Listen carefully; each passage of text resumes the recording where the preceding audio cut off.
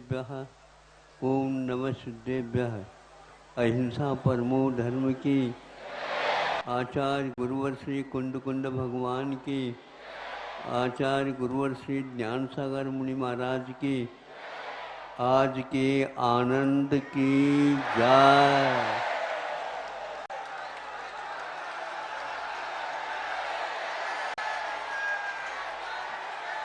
अब आप लोग शांति से बैठेंगे। अभी ऊपर के पहाड़ के ऊपर जाकर के इसी विधि से संस्कार होना है, इसलिए थोड़ा समय ज़्यादा ले लिया सोने के पीछे। सुनो, धर्म क्या है यह पूछना है। धर्म एक प्रकार से कर्तव्य है। जो कर्तव्य सही मायने में है उसको करता है तो वह धर्म नीचे से उठा करके पाताल से दुख से उत्तम स्थान पर धर देता है, उसका नाम धर्म है। जो पाप करता है आत्मा को गर्त में और पहुंचा देता है। धर्म की परिभाषा क्या है वस्तुतः? वो यह है कि पुनाति आत्मानं पवित्री क्रियते अनेन इति धर्म है। जो आत्मा को पवित्र बना देता है और जिससे सारे अमंगल टल जाते हैं, उसका नाम धर्म है। इसलिए वह नेचर को भी, स्वभाव को भी धर्म कहा है। उस स्वभाव को प्राप्त करने के लिए मार्ग के रूप में धर्म को स्वीकार किया है, जो अपने अपने शक्ति के अनुसार जो आप लोग कर रहे हैं। विदेशों में धर्म की परिभाषा क्या है? विदेशों में धर्म की परिभाषा एक प्रकार से रिलीजन कहा। रिलीजन अर्थ अलग होता है, जिसको हिंदीकारों ने लिखा यह सांप्रदायिक है। इसी बात को लेकर के विदेश का अनुकरण करके भारत वालों ने भी इसके लिए क्या कहा कि वह धर्म निरपेक्ष ये भारत रहेगा। यह है इन लोगों का दुर्भाग्य, जो विदेश के द्वारा बताए हुआ परिभाषा को, स्वरूप को स्वीकार कर लिया। अरे राष्ट्र की उन्नति, राष्ट्र की रक्षा एक प्रकार से धर्म से विमुख होने के उपरांत आज कौन सा राष्ट्र मुझे बताओ जो धर्म से विमुख हो करके अपने राष्ट्र को उन्नत बनाया हो। भारत को सोचना चाहिए, अपने साहित्य, अपना दर्शन, अपनी संस्कृति का अध्ययन करे। धर्ममय यदि राजा होता है तो प्रजा का पूरा सुख शांति के स्थान पर बना सकता है। जो व्यक्ति धर्म से विमुख हो जाएगा, जनता की रक्षा नहीं कर सकेगा। कुर्सी पर भी बैठना चाहते हो तो यही धर्म आपके लिए बिठा सकता है, नहीं तो चक्कर खा करके गिर जाओगे, ध्यान रखो। यहाँ जब तक तेरा पुण्य का बीता नहीं करार, तब तक तुझको माफ है। चाहे बुरा पाप करो और पार। यह निश्चित है, एक बार घड़ा भर जाएगा तो नामो निशान भी आप मिट जाएगी। इसलिए धर्म क्या है? कोई भी व्यक्ति अनाश्रित है, उसको आश्रय दे करके, उसको अभय का हाथ दिखा करके तुम चिंता मत करो, तुम्हें क्या चाहिए पूरा। मैं धर्म से चल रहा हूँ, लेकिन पूर्व में किए हुए पाप के कारण मैं अपने घर को सही सही चला नहीं पा रहा हूँ। लेकिन मेरी प्रतिज्ञा है, मैं किसी भी प्रकार से हिंसा की ओर नहीं जाऊंगा। ऐसे जब सामने वाला व्यक्ति कहता है तो श्रीमानों का कर्तव्य होता है उसके लिए यथा योग्य सब दे करके अपने परिवार के समान समझ करके उसको गले लगा लेना चाहिए। अन्यत्र पैसा खर्च करने की अपेक्षा से परिवार तो धर्म विमुख न हो जाए, शील से विमुख न हो जाए, कर्तव्य से विमुख न हो जाए, अज्ञान की ओर न जाए, उसके लिए परिवार को जो व्यक्ति लाता है उसको हम क्या अधर्म कहेंगे? नहीं कह सकते हैं।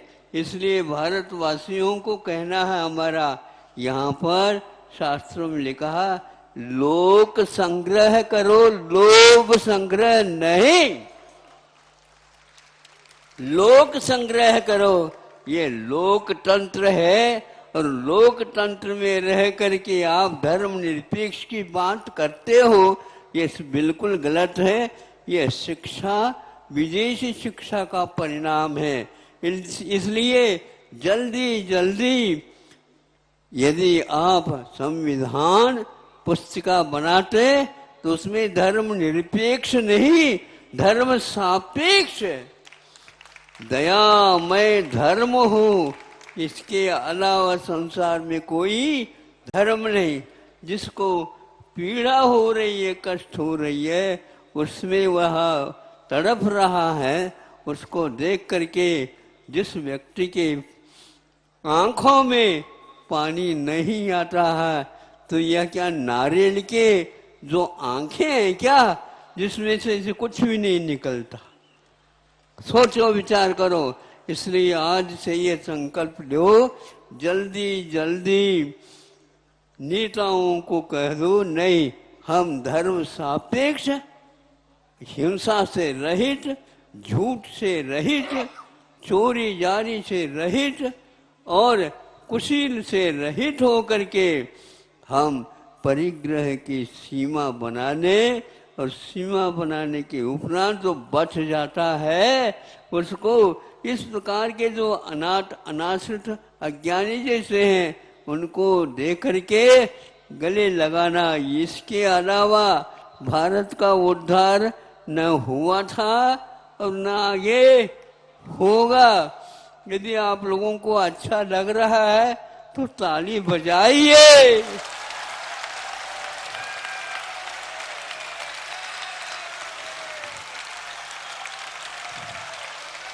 बहुत अच्छा है। यह ध्वनि, यह आवाज एक प्रकार से वहां केंद्र तक पहुंच जाए।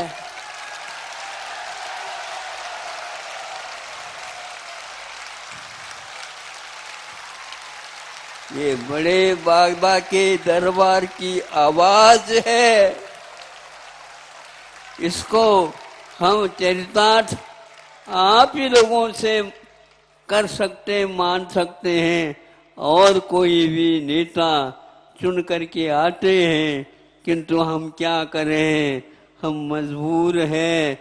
मजबूर भले हो, लेकिन मजदूर मत बनाओ दूसरे को।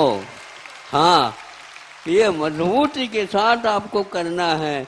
इसलिए कल हमारे पास लगभग 5 तो शाखाएं चल रही हैं।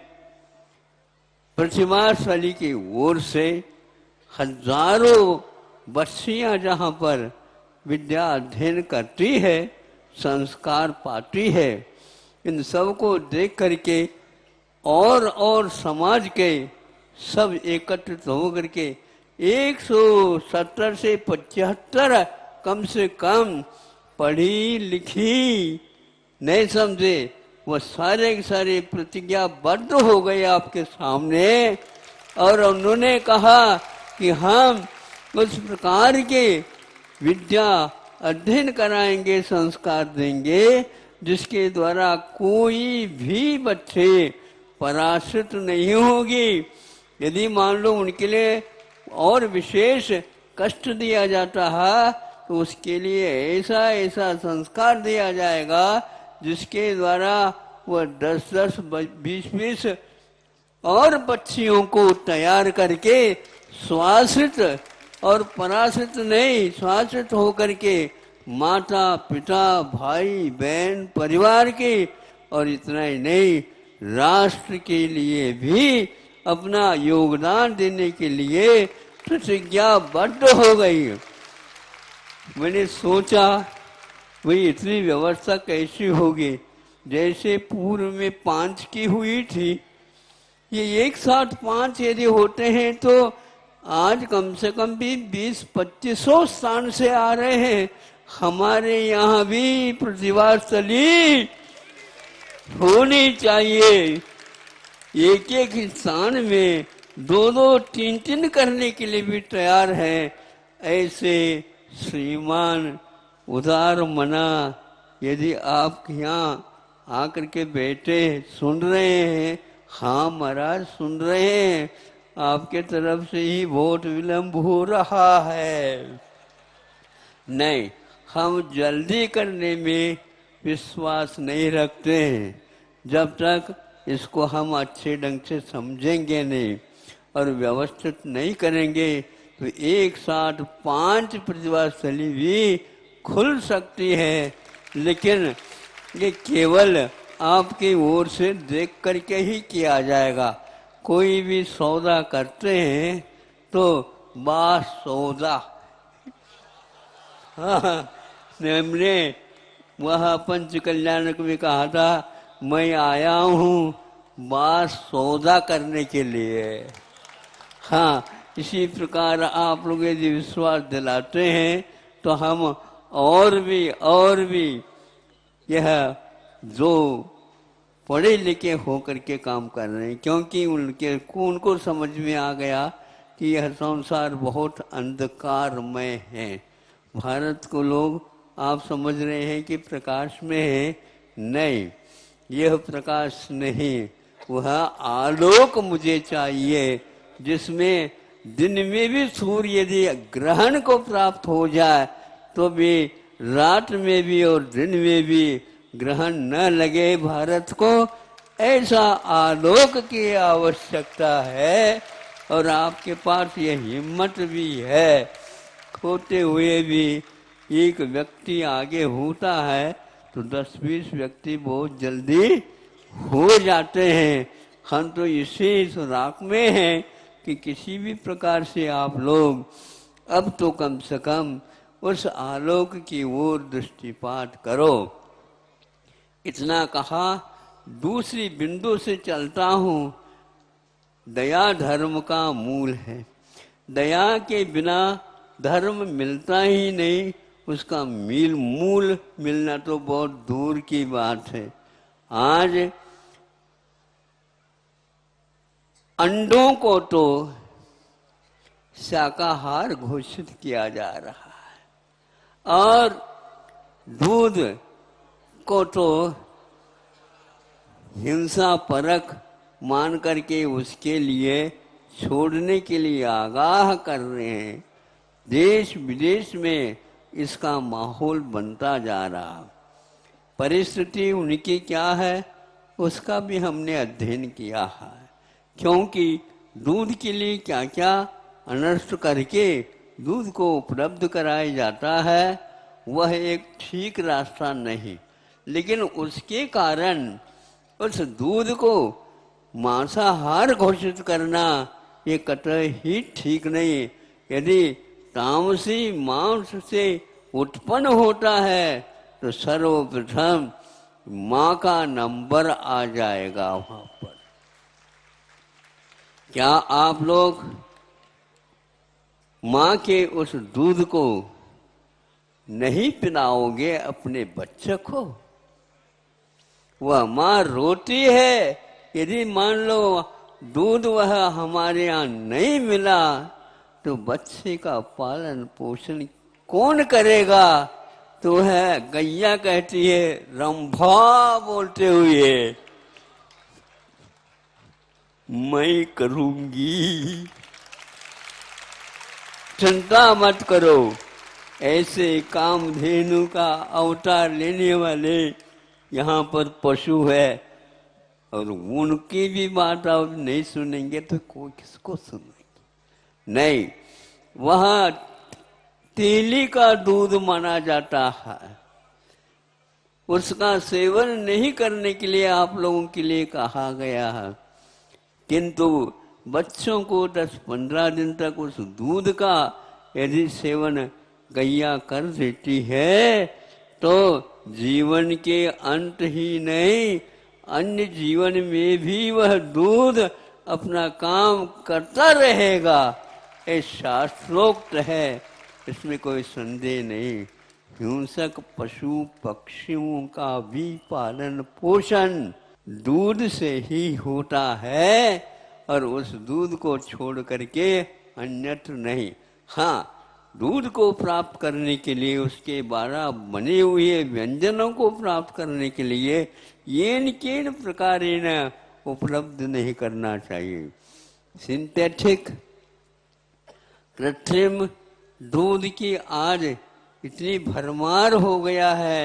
दिवाली, दशहरा और भी कोई त्योहार के दिन है तो बड़े बड़े नगर की ओर गांवों से ट्रक भर भर करके, हमने सोचा कि भैया कि वह उस चतुर्थ काल में भी इतना दूध होता था क्या नहीं होता था क्या पता है। और यह ट्रक में दूध नहीं जा रहा, किंतु खोआ, मावा, मामा सब जा रहे हैं। और दिवाली से पूर्व में आप चिंता न करो, आपकी पूर्ति हम करेंगे। किंतु आप लोग ये नहीं समझ पा रहे हैं, इतने यदि हम पेड़ा, खोआ, मावा और रबड़ी आदि आदि कहाँ से ये आ रहा है? कहीं स्वर्ग के साथ नशेनी तो नहीं लगी? लेकिन नहीं, हमें तो दशहरा और दिवाली मनानी है। खा रहे हैं सब लोग। नहीं, इधर फिर सिंथेटिक दूध क्या है? यूरिया। खाद से आपको रबड़ी मिल रही, खाद से आपको क्या मिल रहा? पेड़ा मिल रहा। डिस्टेम्पर निकाल करके, निरमा आदि मिला करके ऐसा स्वाद भी उसमें लाया जाता है, कोई भी यंत्र उसके परीक्षित नहीं कर सकता। और इसी दूध का भरमार चाहे उत्तर प्रदेश हो, चाहे राजस्थान हो, चाहे गुजरात हो, चाहे महाराष्ट्र हो, चाहे मध्य प्रदेश भी क्यों ना हो, किंतु इसके लिए कोई भी बोल नहीं रहा है।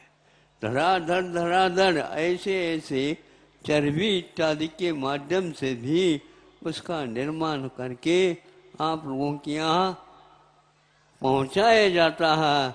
क्योंकि जहाँ जिस समय त्योहार होते हैं वहाँ पर बहुत बड़े दिन माने जाते हैं और सब लोगों के लिए मिष्ठान मिल जाए। ऐसे जीवन जी रहे हो, क्या हो गया? सुबह तो हमने कहा था 3 गुना मनुष्यों से पशु, दुधारू पशुओं की संख्या थी। राम ने 16,000 सफेद गायों का दान किसी के दोष के कारण अथवा वैसे ही दान के लिए एक उच्च कुलीन ब्राह्मण के लिए 16,000 गायों को दिया था। चक्रवर्ती भरत के पास 3 करोड़ गाय नहीं, 3 करोड़ गौशालाएं थी। ये महापुराण में लिखा है। और उसी प्रकार हम बता रहे शास्त्रोक्त बात। षट्गम के 13वीं किताब जो है धवला तेवरी 13वीं, उसमें ये लिखा है। सुन करके गदगद हो गया, सुन करके प्रफुल्लित हो गया और सुन करके सोचा कि उन व्यक्तियों को कहने के लिए पर्याप्त है, चाहे वो जैन हो, चाहे बौद्ध हो, चाहे और कोई भी हो। या श्री सा गौ कहा गया है। यदि धरती के ऊपर श्री मैंने लक्ष्मी है तो गाय है। गाय गाय वह दूध तो देती है, कामधेनु है, लेकिन बछड़े को भी देती है। उस बछड़े के द्वारा कल कहा था हमने कि संविधान पुस्तिका के ऊपर, हाँ क्या उसको क्या बोलते हैं ना, नांदिया भी बोलते हैं, ऋषभ भी बोलते हैं, बैल भी बोलते हैं, नंदी भी बोलते हैं। फिर इतना नहीं, और भी वह किसी न किसी का कन्हैया का, कन्हैया नहीं समझते, कृष्ण जी का, अरे बांसुरी से आती है बुलगा बुनाने से और वह झरता रहता है दूध कामधेनु। ऐसी धरती को आप क्या बना रहे हो, ऐसे संकल्प ले लो श्रीमान जी। निश्चित रूप से श्री मैंने अविनश्वर सुख के धाम बन जाओ। किसमें लगे हुए हो, इन सब बातों को आपके सामने इसलिए रख रहा हूँ कि वह धर्म दयामय है और धर्म चेतन धर्म है।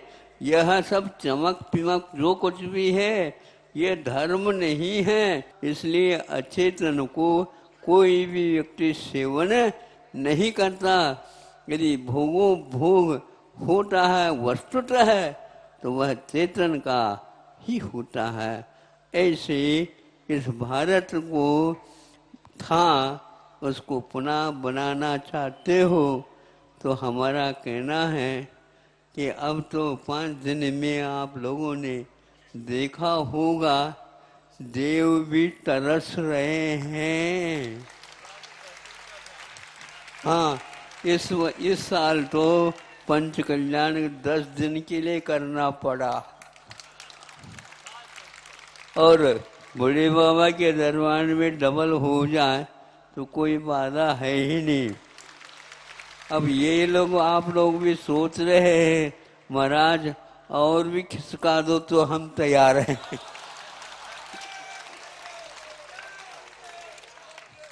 किंतु हम ऐसा खिसका नहीं सकते हैं, कमेटी को भी पूछना पड़ता है।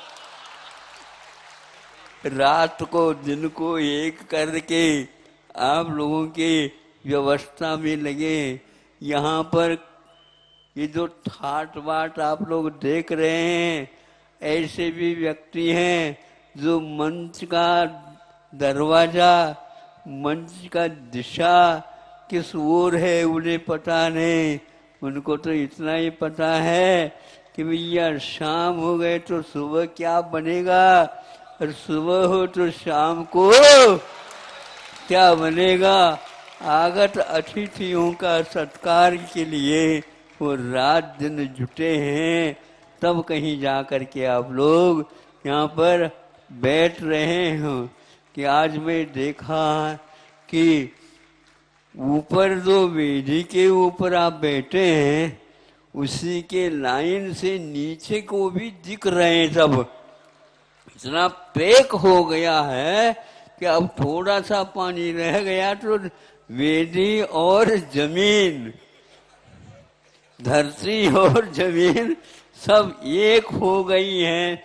और हम देखते हैं कि कहीं भी अंतिम लाइन, अंतिम पंक्ति मुझे दिख नहीं रही है।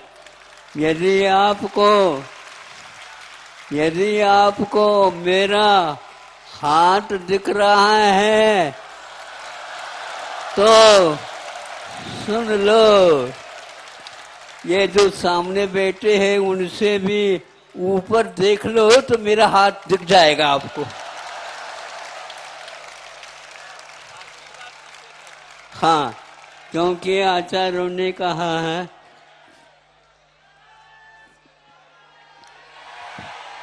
पूर्ववर्ती पश्चातानुवर्ती। हाँ, इस प्रकार कभी कभी यह ऐसा भी गिना जाता है कि पूर्व यूं गिनाते चले गए अथवा उन्हें पुनः वहाँ से भी चालू कर दिया। इस प्रकार हमारा आशीर्वाद यहाँ से न चालू हो करके वहाँ से यूं आता है।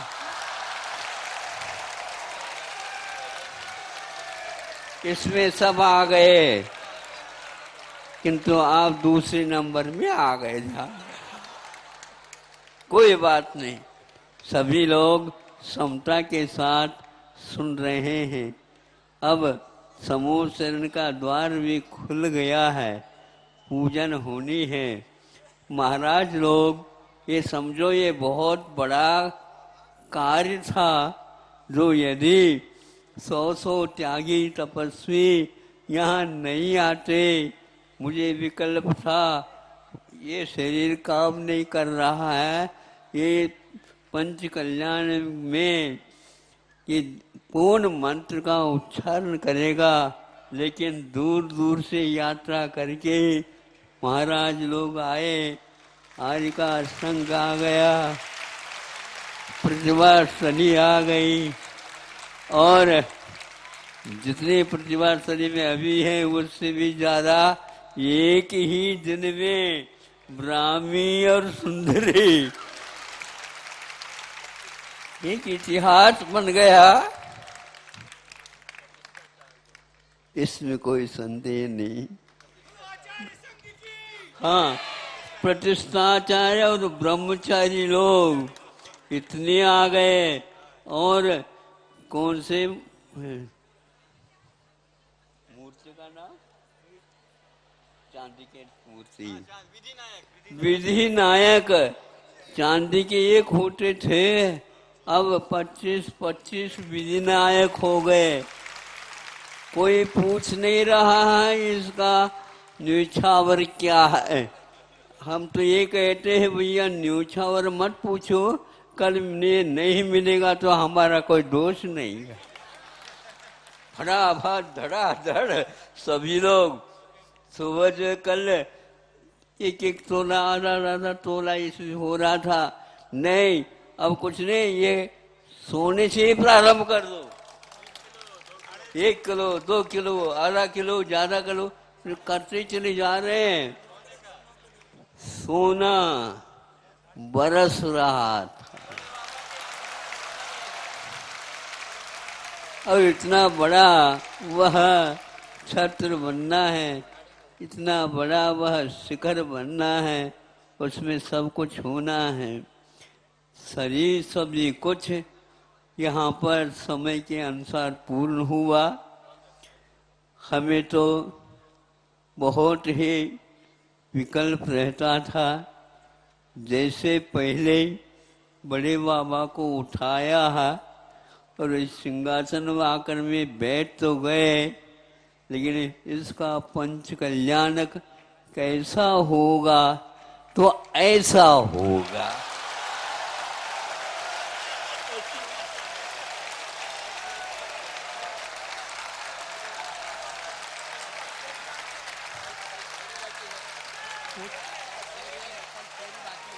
हाँ, कोई बात।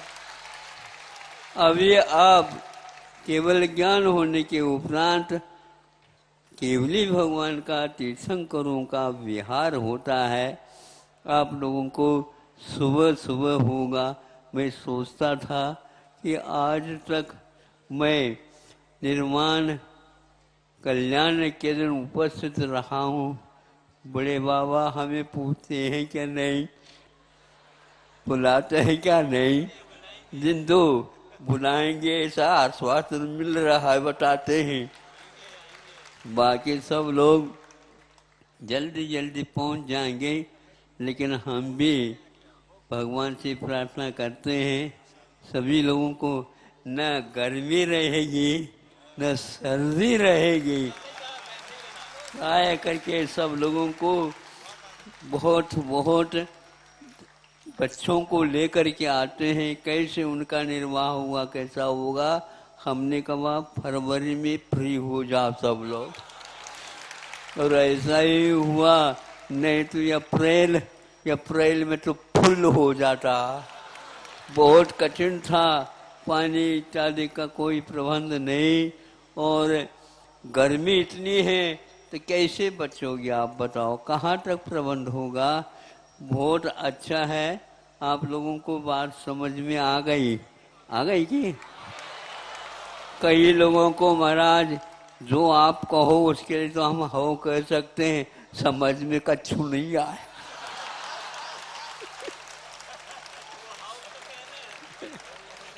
अब हम कहेंगे, ऐसे कहेंगे, थोड़े से पुड़िया तो छोड़ना ही पड़ता।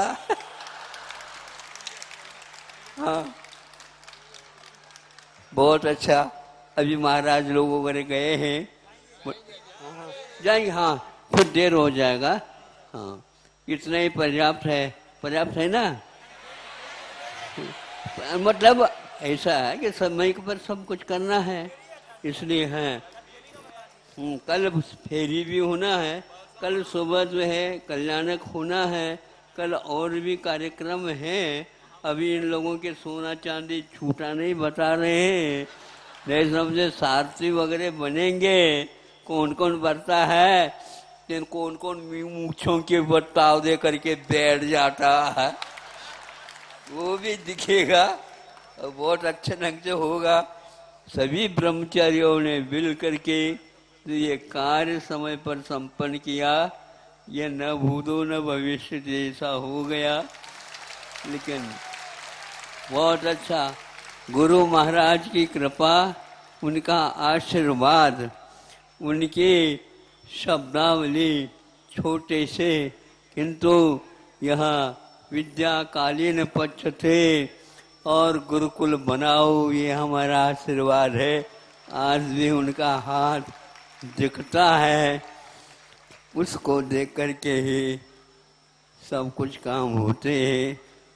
इसी प्रकार उनका वरद हस्त अब हमारे अंतिम क्षण तक बना रहे। सभी के लिए सुभिक्षु हो, सब क्षेम हो, सबका कल्याण हो। अहिंसा परमो धर्म की